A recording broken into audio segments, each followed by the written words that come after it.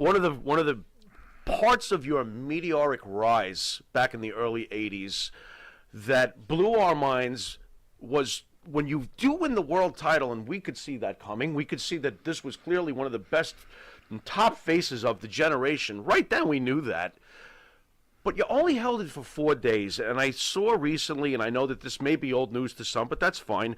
Harley Race stated in a shoot interview regarding that title switch that it was a way to ensure a power struggle in the Georgia territory that ended with the famous promoter Jim Barnett, coming out on top. And if I can quote Mike here, 4 days holding the title, what the fuck?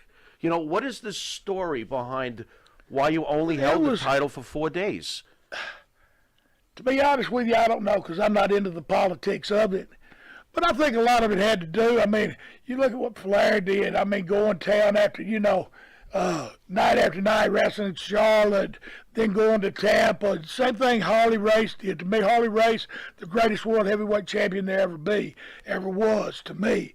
Because he gave me an opportunity. Every time I worked with Harley, he gave me a chance to go out there and show the people like what I could do. Because Harley would wrestle to anybody's style. Rick would wrestle Rick's style. And everybody had to wrestle Rick's style, where Harley would adjust to whose style it was, And so I always appreciated that. And like I wrestled Ric Flair a lot. He was a great champion too. But I think the main thing is I was like 20, and I was young, smoking weed, drinking beer, and jumping rope, whatever else was out there, So I wasn't really what you would say would be dependable, and that was a position that you had to be dependable in. Well, how does the conversation come about, Tommy? Does Barnett come up to you, or does Ole Anderson come up to you and say, "Hey, look, we're going to tag you with the NWA title, but you're going to lose it in a few days because Race is in town"? And like, how does it come about? I think Harley had mostly it was Harley and Mr. Barnett, is what I think the deal was.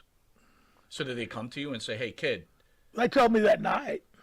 Oh, so you didn't even know? No, I didn't know till that night. Wow. And what were you like? Were you shitting your pants? Like, oh, yeah. Andre the Giant was there. He held me up over his head. I was a 20-year-old kid, and get one of the greatest things in professional wrestling. I was on top of the world. And, a lot of people say, hey, you didn't hold it for 4 days. But I held it for 4 days, so it is what it is, and I wouldn't take nothing for it. And if I'd have been on top of my game a little better, I might have held it longer. I'm not saying it's my fault. I'm not saying it's nobody's fault. But at that time, I just know it was a lot of responsibility, and I probably wasn't the most responsible person. But they tell you that night, hey, you're going to become NWA champion. You're like, oh, my God, this is incredible. You win the belt.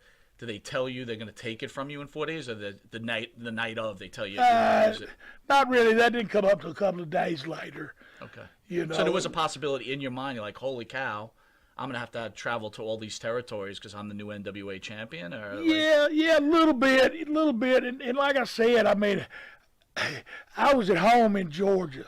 I started in Tennessee. I just a old country boy and got an opportunity, man, and it was, and at the time it might have been bigger than I was, So, like I said, a couple of days after they let me know we was going to swap it back in Gainesville, Georgia, and, but I could live with it. It was going back to Harley, and to me that's where it belonged anyway.